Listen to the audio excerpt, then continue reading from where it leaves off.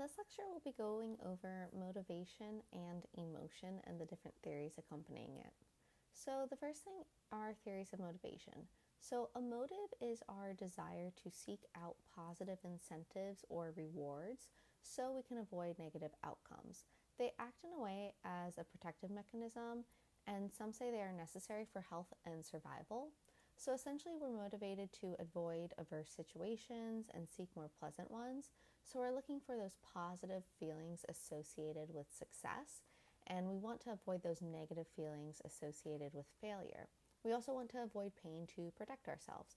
We also try to avoid malnutrition and even starvation. Some of the theories of motivation we'll be going over are motivation as an instinct, motivation as a drive, arousal theories of motivation, self-determination theory of motivation, and Maslow's hierarchy of needs.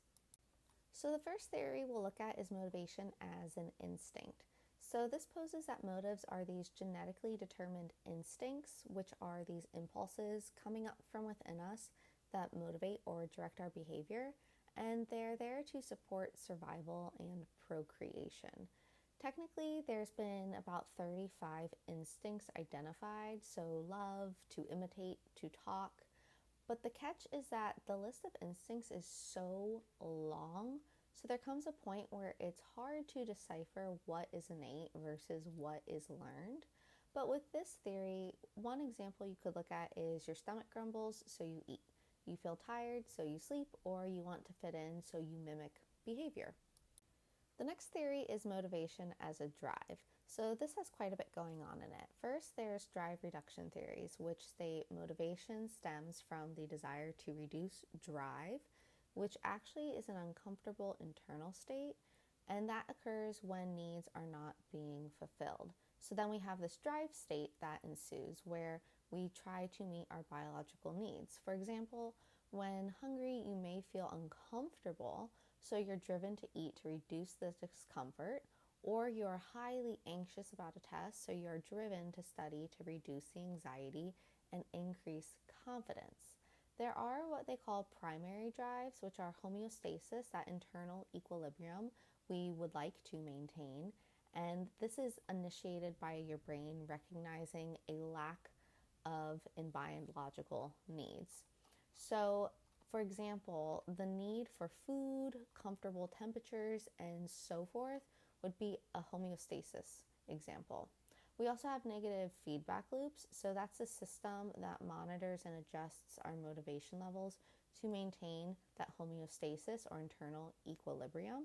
So, for example, maybe there's an increased and decreased levels of hunger and thirst depending on temperature and activity level, or you might feel too hot or too cold and you dress accordingly or adjust the temperature in your home. There are secondary drives, which these are learned drives, or these are learned uncomfortable internal states. And a lot of times they'll motivate us to perform behaviors that are completely unrelated to biological needs. So you're looking at achievement, affiliation, and understanding. So an example is basically everyone's very different in this. One person might have a big drive towards achievement, where another person could care less about achievement and maybe they're seeking out more understanding in their life. However, this theory does have some negatives as well. It can't explain all motives, and a lot of times it can't explain our desire to increase tension and arousal or alertness, such as why we overeat or why we engage in thrill-seeking behaviors. So next we have the arousal theory of motivation, which just looks at the levels of energy in our body. And we have the Yerkes-Dodson curve. So that is looking at performance being a function of arousal or the alertness and energy. Basically, performance on a task is impacted by the amount of energy within our body. So if there's too much or too little, it will weaken or negatively impact our performance. So peak performance usually equates to moderate levels of arousal or energy, where we're relaxed but we're alert.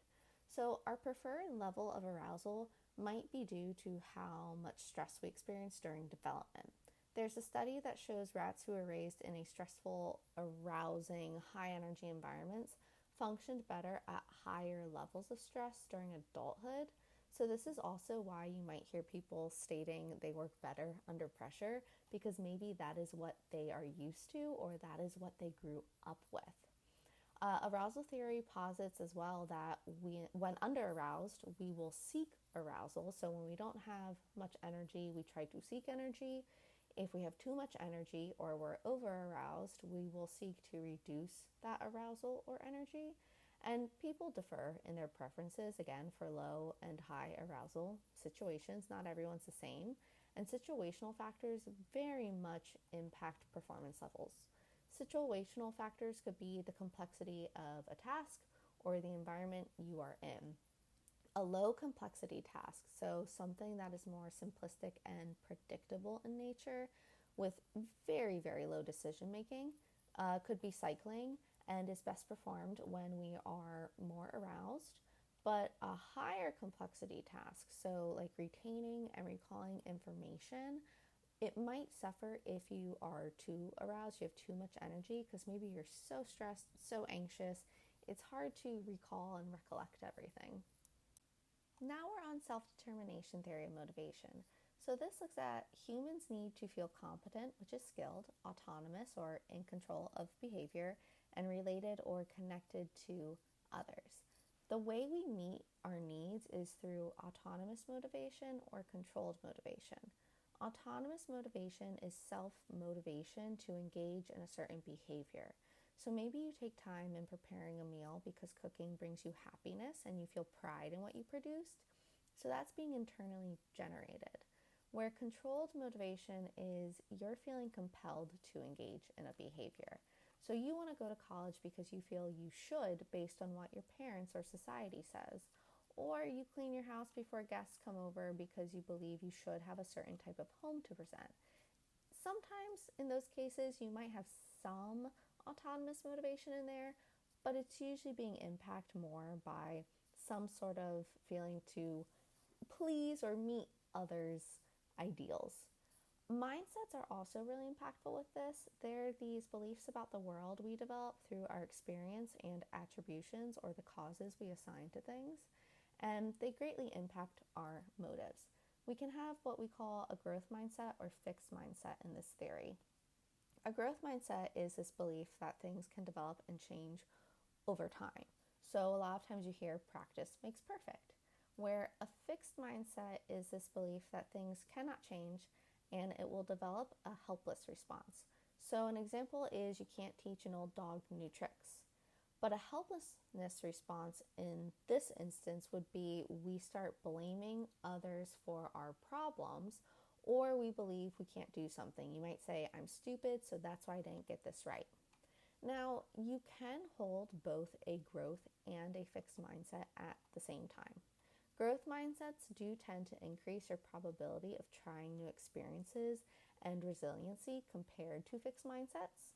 A mastery orientation response would be, I didn't know something, so that's why I didn't get this right, so I know what to look into now. Where fixed mindsets tend to take things much more personally and have lower self-esteem and negative identity. However, mindsets can be changed. It just obviously depends on your mindset. But we do find with mindsets that if you receive person praise, so praise received for your abilities, that does create more of a fixed mindset. You either have the capability or you don't. Where process praise is this praise received for your efforts, which can create more of a growth mindset because you can develop and grow over time. There are also incentives with this theory, so they're goals or desires we are motivated to fulfill, which can be intrinsic or extrinsic. Intrinsic is motivation that, again, comes from within a person. So desiring a sense of accomplishment for a task, so you complete it. Extrinsic is the motivation that comes from outside of you. So there's a desire for more money, so you do more work. You might find this with the jobs you go into. You find it internally fulfilling and enjoy the monetary aspects. A more long-lasting change, though, tends to be tied to the intrinsic or internally generated motivation, but many times extrinsic factors can help get the ball rolling, such as you see with exercise. Next, we have Maslow's hierarchy of needs, where Maslow states motives are different classes of needs, and he's put them into this triangle or pyramid shape where all the needs have very differing levels of priority. The lower level of this hierarchy of needs has the highest priority, and the further up you go, the priority starts to lessen. So he states that physiological needs like hunger, thirst, and so forth are some of the most important ones. And then it goes to safety, so us wanting to feel secure and out of harm's way, belongingness, and love. Then we have esteem, so achievement, competence, approval, recognition. We go to cognitive needs, so knowing, understanding, exploration. Aesthetic, like order, symmetry, beauty. Self actualization, so our finding of fulfillment and realizing our own potential. And then transcendence. Interestingly enough, though, Maslow did not believe most people would reach self actualization because we're unable to fulfill enough of our needs at the lower level, but he thought that some people satisfy enough needs to at least try. Now, the only thing is, this theory doesn't really explain why we will behave in contradictory ways, such as you complete a task like cleaning your room, which would be an esteem need, but you're doing that to avoid a difficult conversation with a friend or partner, which would technically be classified under a safety need. So you're completing a higher order versus a lower order. Another one is we just learned about substance use. And one of the things that can happen when it turns into an addiction is that a sense of safety, belongingness, love, and esteem are being sought, but it is being done in a way that puts those aspects at jeopardy, and physiological needs will actually be forgone. Next, we'll look at hunger, which is a large motivator in many of our lives, but it's also what helps maintain our homeostasis or internal equilibrium through those negative feedback loops. So our body's constantly monitoring when we need nutrients. There is what we call a set point, so that's like a particular weight our body likes to maintain, which can explain why sometimes people gain back certain amounts of weight after it's lost. And hunger can be signaled in a whole variety of ways by our body. One of the most common ones we know is our grumbly tummy. And usually, what happens is your stomach measures nutrient contents to increase or decrease ghrelin levels. Now, ghrelin is basically this hormone in your stomach that plays a key role in appetite and hunger. Ghrelin is linked to emotional eating because stress can actually cause the release of it, which signals some sort of hunger or increased appetite. The liver also regulates your hunger by monitoring glucose, so that's a form of sugar we use for energy, and glycogen. Glycogen is a form of starch created from excess glucose, and it's stored for energy for later use. Insulin can also increase feelings of hunger. When glycogen is sufficient, hunger cues usually turn off. But when we start to use our glycogen, our body's dipping into those stored energy reserves, then hunger cues usually return. Now, like we mentioned, insulin does play a role in hunger, and a lot of that is because it's moving glucose from the blood into cells.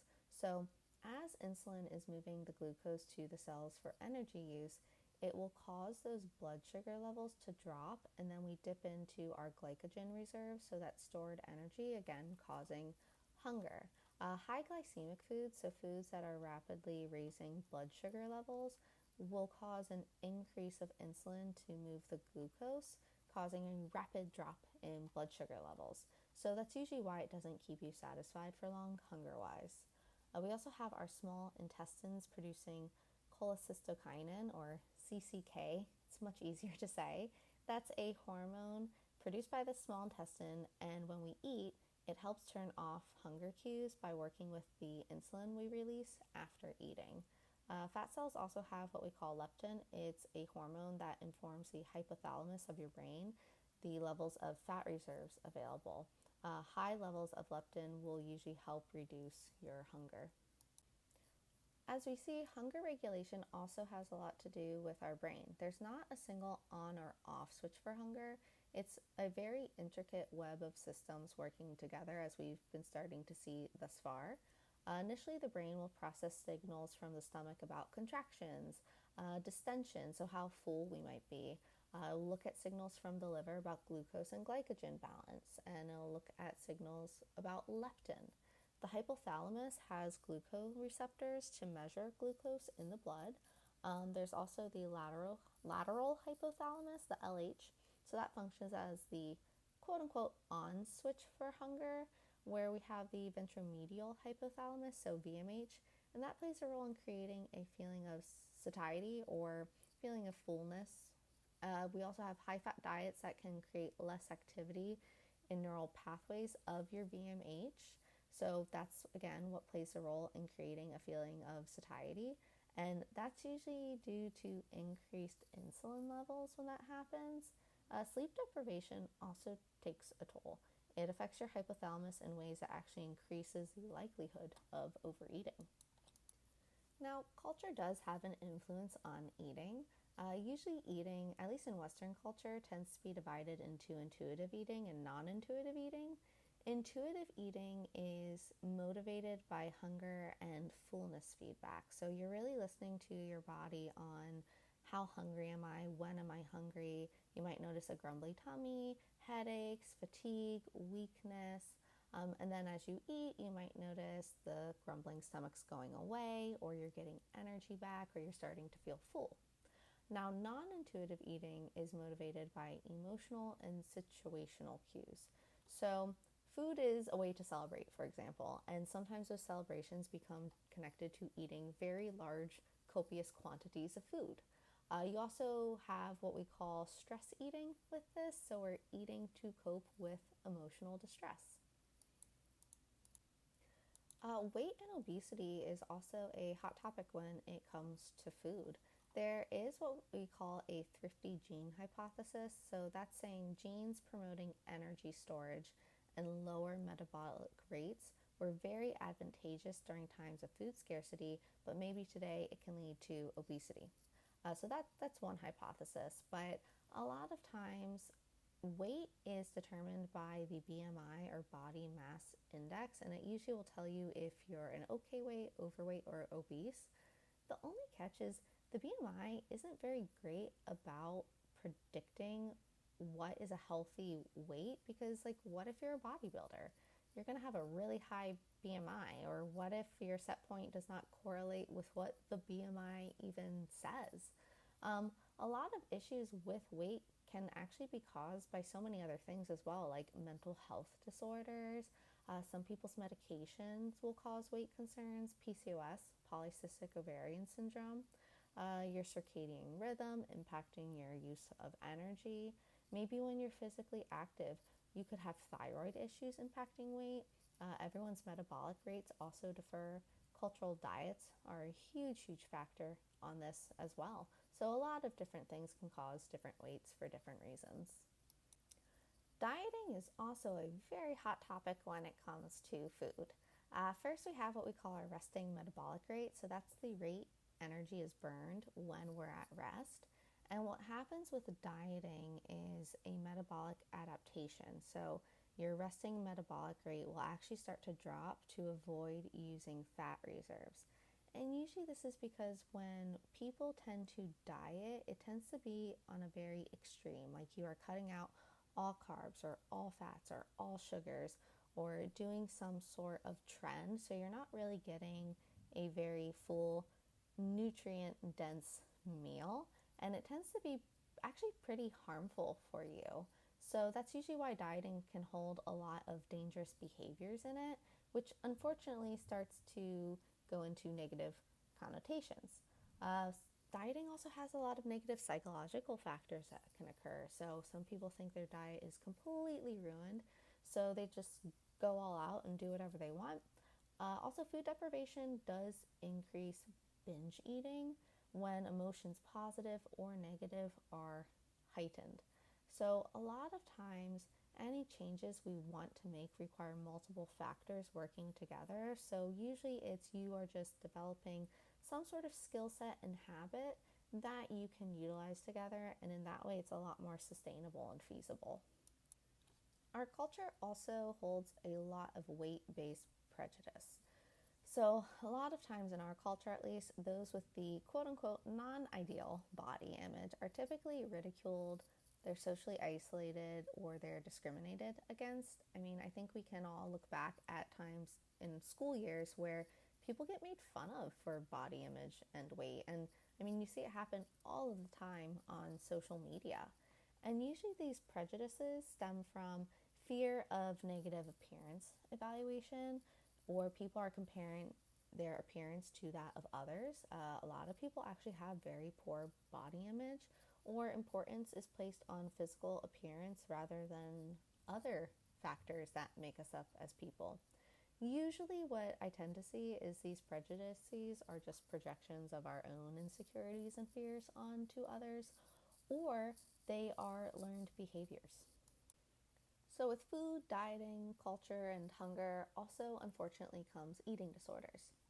What I've listed here are very generalized criteria and definition of the disorders. Usually, there's very specific criteria people need to meet to be diagnosed with something. Culture and societal norms do play a role in eating disorders. You can see this a lot in media within the United States, like the early 90s and 2000s. There's a big focus on women having very thin bodies, and men, even today, have a standard of being muscular with visible abs. You also see in sports, people have this idea of that being thinner is equated with being faster, more agile, or some sports it's just visually pleasing and so forth. A lot of times with eating disorders, it's about a desire for control. So it's commonly seen in people who have a history of trauma. You see it a lot with OCD. It's also seen, especially in sports, because of the biases that are associated with body image and that ideal bodily aesthetic for a given sport. Eating disorders, though, are classified in a way as a process addiction. So that's because they have very addictive tendencies to them. You'll see that eating disorders tend to be characterized by a loss of control, just like addiction, where once you get engaged in certain behaviors, it's very hard for the individual to stop. So the first eating disorder we have is bulimia nervosa. So that's where there's alternating episodes of binging or eating large quantities of food in a short single period of time, and then compensatory behaviors such as purging, which is vomiting, fasting, or excessive exercise. With anorexia nervosa, that is self-starvation, intense fear of gaining weight, and a distorted body image. A common misconception with this is individuals living with anorexia are underweight, and that's not actually true. A lot of individuals living with this aren't always underweight. We also have binge eating disorder, which is basically binge eating, so eating those large quantities of food in a short period of time, but it's without regular use of compensatory behaviors. You might have one pop up here or there, but it's not regular, nor is it consistent. Another one I have that I didn't put on here is ARFID. That is basically avoidant restrictive food intake disorder. And what that is someone is limiting food based on taste, texture, color, temperature, brand. They might have a fear of vomiting or choking or an allergic reaction, and they have trouble trying new or unfamiliar foods. A lot of times you'll see this in individuals living with autism because of sensory issues, or sometimes you'll see it in people living with OCD because they might have an OCD tendency related to fear of vomiting or germs and contamination, so they have a hard time eating certain foods. Now we'll look at sexual desire as part of motivation. So sexual desire is this motivation and interest in engaging in sexual activity. It's very much influenced by biology, learning experiences, and cultural expectations, and it comes before sexual arousal. So a sexual desire example is individuals with sexual trauma can develop hypersexuality, so excessive engagement in sex and related thoughts and behaviors, or hyposexuality, low or absent engagement in sex and related thoughts and behaviors. There's also what we call spontaneous, reactive, and context-based desire. Spontaneous desire is this desire that does not require much of a buildup to feel sexual desire and then eventually arousal. So examples could be physical attraction being enough for sexual desire to hit, or making sexual arousal easier. Or you usually see this in the beginning of relationships because of the excitement and spontaneity that it involves as you go from a place of not knowing to knowing a person. Reactive desire is desire that emerges when a sense of intimacy occurs. So individuals require connection and foreplay to be present for sexual desire to be present. Something has occurred that has allowed an individual to consider the possibility of sex. So an example is a partner needing to feel cared for and thought of throughout the day, which can be as simple as frequently being hugged, kissed, and told they are loved throughout the day. And then context-based desire is an oscillation between that spontaneous and reactive desire, depending on how you feel. Maybe the relationship starts off more spontaneous, and as it approaches long term, it's more reactive with moments of spontaneity. So then when we talk about sexual arousal, it's not the thought or desire of sex. This is where you have the heightened state of sexual interest and excitement, and it's very much impacted by desire. We also have a positive, negative perceptions about sex based on culture and life experiences that can also greatly impact your arousal levels. There's also erogenous zones, so areas of skin that are very sensitive to touch and can help with arousal. And then we have libido, which is our physical desire to have sex. It can be higher or lower depending upon the person, and it's very much influenced by our hypothalamus and our hormones, which males and females have testosterone and estrogen. Estrogens are predominantly found in females, regulating various aspects of sexuality, such as egg production in the ovaries, but males, again, also have this.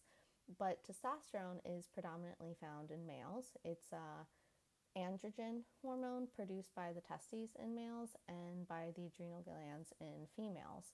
And it regulates, again, aspects of sexuality, and it's very important for maintaining sexual desire. That's why a lot of times you see males tend to have higher libido and sexual desire than females.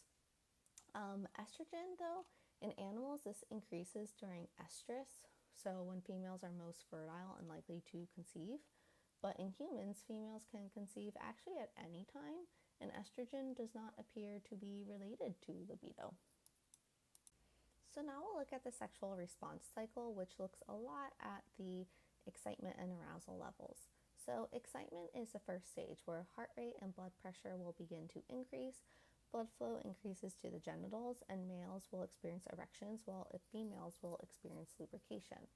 You then reach what is called plateau, so that's the second stage, and that's where the continuation of physiological changes from the excitement phase occur. And it's also when excitement is somewhat maintained. Eventually that'll lead to orgasm, so the physiological changes peak and pelvic muscles begin to contract. Once that happens, you go into resolution. It's that last phase where the body returns to homeostasis. Men will have a refractory period during this time, which is an incapability to experience another orgasm or ejaculation, but this differs from person to person, especially with age. So now we have sexual orientation and gender. This is a very important part of identity and varies from person to person. With sexual orientation, we're looking at sexual attraction to others, and it can be the same and or opposite sex, and this can evolve over time. Traditional sexual orientations over time have been comprised of heterosexual, homosexual, and bisexual, but modern sexual orientations have greatly expanded. We have demisexual, pansexual, queer, androsexual, asexual, ace fucks, and so many more. I did not list them all because there's no way they would fit in this slide. And then we have gender. So that's this collection of personality traits society associates with male or female. Culture very much holds stereotypes impacting gender perception.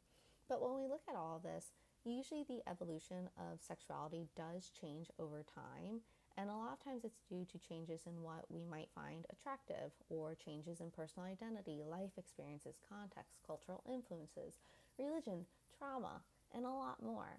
So this is usually why we say sexuality is fluid. There's definitely been quite a bit of homophobia and prejudices against the LGBTQIA plus sexualities, to the point they do experience higher levels of abuse, neglect, discrimination, anxiety, and depression in our culture. In the 1980s, the DSM thankfully deleted homosexuality from the list of mental illnesses. And just because someone appears a certain way is not indicative of their sexual orientation, and there's not a concrete evidence to indicate a strong biological role in sexual orientation. We as people just exist as we are. The Trevor Project, I usually say though, is a great resource for information and support regarding sexuality. At one point, there's a man named Alfred Kinsey, and he did a study to look at attraction versus sexual behavior. So, how does attraction implicate sexual behavior and vice versa? And he came up with this continuum of sexual orientation. So, for example, on the left-hand side, it says exclusively heterosexual with no homosexual. And what he means by that is that someone's attraction is only heterosexual or opposite sex, and their behaviors align congruently with that, where maybe it's equally homosexual and heterosexual at the top and the middle. That's usually what most people would term bisexual. So you might be interested equally in both sexes, but your behaviors will also align with that as well. Now we'll move on to theories of emotion. First and foremost, emotions are complex reactions to an internal and or external event. So emotions are not always generated from external factors all the time. A lot of times you can have a mental health condition that sparks certain emotions internally. Emotions also have physiological and behavioral reactions, affective / emotional responses, facial expressions, and cognitions. So, for example, you go on a roller coaster. Physiologically, your heart rate increases, muscles tense, adrenaline is raised. Behaviorally, you could freeze if you're scared or start laughing and screaming because you're having fun. Some facial expressions might be, if you're scared, you might close your eyes, but if you're having fun, you could be smiling. Some cognitions are, you might think of all the worst case scenarios if scared, or if you can't wait to ride the roller coaster again because you're having so much fun. And then an affective response is, if scared, your subjective reaction is, I don't like this. But if happy, the subjective reaction would be, this is great. Now, there are basic emotions. So that's a set of innate emotions that are common to all humans. This emerged to help explain why many cultures across the world are able to distinguish other cultures' emotional expressions.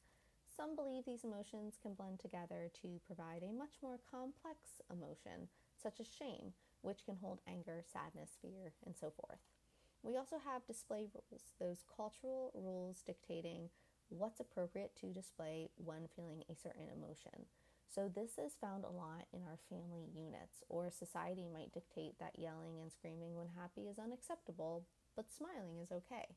Or a family unit might state that any expression of anger is unbecoming of you and reflects poorly. And then again, we have those affective components of an emotion. It's very separate from motivation. So it's your subjective experience of what you feel during an emotion. So again, like we said with the roller coaster, you might say, I like it, or I don't like it. So we have all these different theories of emotions. First, we'll start with the James Lange theory. So he says emotions emerge from how we interpret our body's physiological responses to an event. So he might say people do not cry because they feel sad. They deduce they are sad because they cry. But some criticisms are that we would need to have a different bodily response to every single emotion we feel, and many emotions elicit the same physiological responses, such as anger and fear causing increased heart rate, muscle tension, and even sometimes adrenaline. But research does show that there are very, very minute differences in the responses our emotions do create. Secondly, though, this theory basically states we can't have any emotions before a physiological response. which as humans we know is not the case. And thirdly, artificially created physiological responses do not create emotions. Drinking caffeine produces an increased heart rate, but it doesn't mean you're scared or angry. Next, we have the Cannon-Bard theory. So that states emotions originate in the brain. Emotions and physiological reactions occur simultaneously or at once in response to an event. Neither one actually causes the other, and you can have different emotions with the same physiological reactions.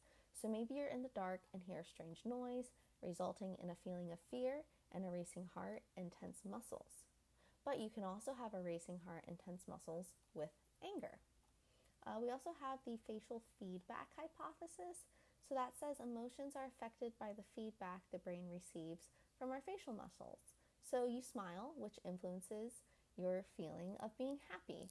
Or some believe that facial expressions affect blood flow to the brain, impacting your brain temperature, further impacting your mood. We also have the Schachter-Singer two-factor theory. So he says emotions emerge from physiological arousal and cognitive interpretations. Emotions emerge when we experience an emotion-provoking event, then look for an explanation for it and label the emotion felt based on what we find. So you feel tense, light, and jittery, recognize you're at a concert, and deduce you are excited. One criticism of this theory, though, is that emotions do not always come from labeling physiological responses or events. We also have Lazarus's cognitive mediational theory. So he says emotions are based on how we appraise a situation. So you're doing a bungee jump with a friend. You may be noticing potential negative outcomes while your friend is thinking about engaging in a new experience and how fun it'll be. So you might feel nervous and scared while your friend over there feels really excited. And lastly, we have evolutionary theories. Emotions have biological roots and are adaptive. They help us respond in ways that are productive to our survival and protection. So you feel fear and want to either fight or run away from danger. I think we see this a lot in those videos where people get scared and they either freeze, run away, or sometimes punch the person. So obviously it is arguable whether or not cognition is essential to emotion based on all these theories. And there's what we call the mere exposure effect. So the more someone is exposed to something, the more they can actually grow to like it. This can happen even when individuals don't understand what they're being exposed to. This can be with art, symbols, other languages, and so forth. But this can indicate emotions are physiological when this preference occurs. And that concludes our lecture.